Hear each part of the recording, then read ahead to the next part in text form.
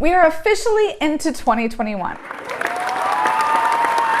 I know, never thought we'd be here, right? And with the new years comes many new journeys. And if buying your first home is one of those exciting new roads you're planning on embarking upon this year, you may have a ton of questions. One of which may be, where and how do I even begin? It can feel overwhelming, and the very first thing you may want to do is rush right out and begin looking at homes. Hold it, tap those brakes, and watch this video before going any further. Let's hit that intro.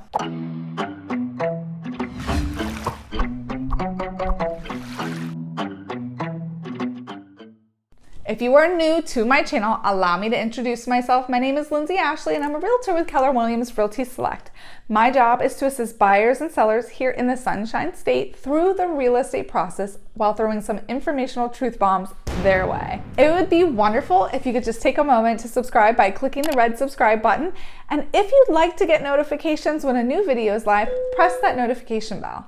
In this video, we'll be discussing everything you need to know as a first-time home buyer to help you confidently go from looking at homes to offering to sitting at the closing table and signing the paperwork on your very first home. So hop in, buckle up, and let's get on the road. If this is your first time buying a home, I know you already have a mountain of questions. There is a lot that can happen along the way. You may encounter some roadblocks, maybe even one-way streets, and even a series of stops and starts. But never fear, Lyndsey's here. Before you begin cruising open houses, the first step along the way is to figure out if you are financially ready to buy a home. A helpful tool for this is a budget tracking worksheet. You can find a great one through the National Association of Realtors website. I'll also include the link in the description below. Knowing your budget, income, and expenses is an important first step in knowing how much money you'll need to save for a down payment, your mortgage, and other expenses with buying a home. So be in the know. Traveling on to our next stop. You will definitely want to decide how much you can and are willing to spend on a home, as well as what type of home you are interested in. Single story right up your alley, or do you fancy a Cape Cod? Is there a certain number of bedrooms the home must have? Want to be near the beach or in a neighborhood? Also consider if there are specific neighborhoods you'd like to explore or certain school districts you'd like to be in. These are all important to evaluate to ensure you don't waste time looking at the wrong homes. A good place to find an example of this wish list is at HUD.gov. And for those who don't know what HUD is, it stands for U.S. Department of Housing and Urban Development. Next, you will want to find an agent. When looking for a real estate agent, one thing you can do is ask any friends or family members who have recently moved if they have any recommendation for realtors. Also, interviewing possible agent prospects is another great way to see which agent you're most comfortable with and who has the most knowledge in regards to buying a home in your area. Check out this video for finding a trusty agent. Once you have found your realtor, feel free to ask them if they have any recommendations for lenders, being that your next stop will be getting pre-approved for a loan. Please note that getting pre-approved does not lock you into anything. Also, this doesn't tell an agent or sellers how much money you have in your bank account. Think of it as a guide to knowing how much you can spend on a home and what price ranges you will want to look in so you don't waste any time finding the right place.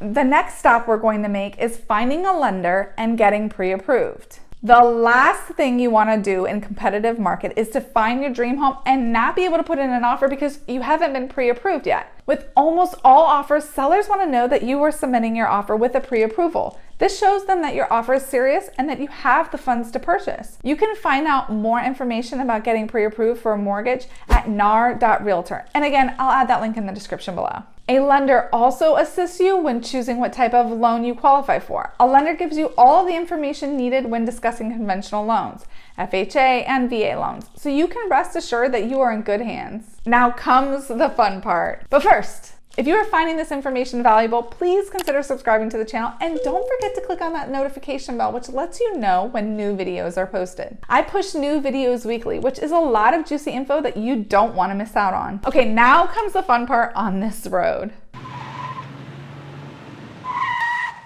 I'm like you. I love getting to explore beautiful homes and seeing what each one has to offer. You will want to pull out that handy dandy home wish list and contact your agent when you see any homes available that you'd like to tour. Your agent will get the showing scheduled and then you're on your way. Be sure to look at homes that check most of the boxes on your wish list. This way you can be confident in knowing that you are seeing homes that you are interested in. Don't worry, we're almost there. Anyone need a bathroom break? No?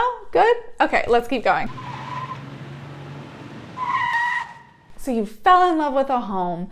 You are already planning where to put that big screen TV, what color to paint the living room, even where the antique lamp from your Aunt Betty is going to go. First, you will discuss your offer price with your agent. Your agent should also run comparables or comps of similar homes in the area to make sure your offer is competitive and fair. Also, you will go over a closing date as well as the possession date or moving date. Another item you will want to be mindful of are any other contingencies. Some sellers may need some time after your closing to pack and move, so be considerate when writing your offer.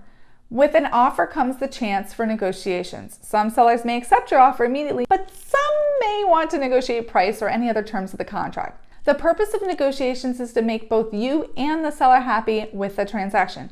Your agent will champion for you, making sure you are satisfied overall with the price and terms of the contract.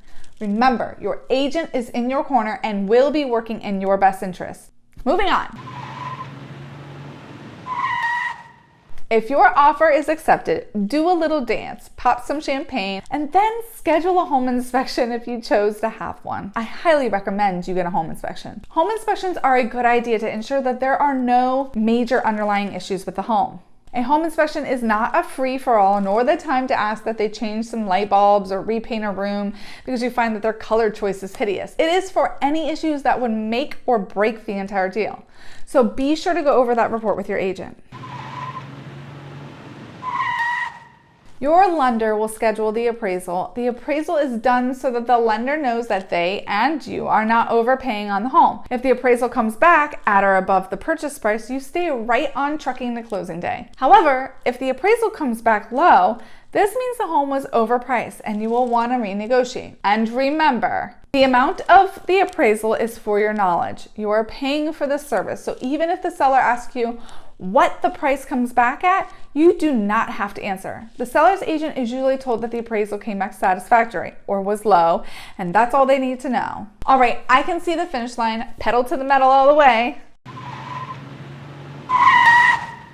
Closing day. This is the day you and your agent have been working towards, and it's in your sights. It's right there. This is when you sit down at the closing table and proceed to get a hand cramp. Kidding. But you will be signing several documents, so prepare yourself.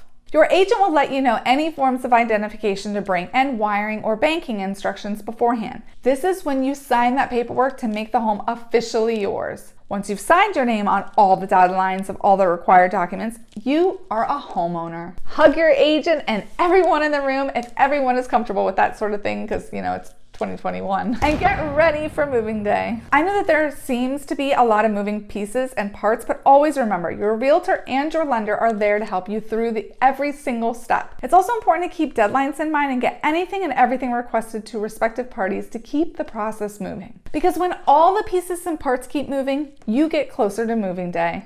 That's it for now. My name is Lyndsey Ashley, and if you'd like to search some properties in the Sarasota area, please visit my website at lyndseyashley.com. If you want to reach out to me directly with any questions that you may have about buying, selling, or investing, please do so. My number is 941-260-6025.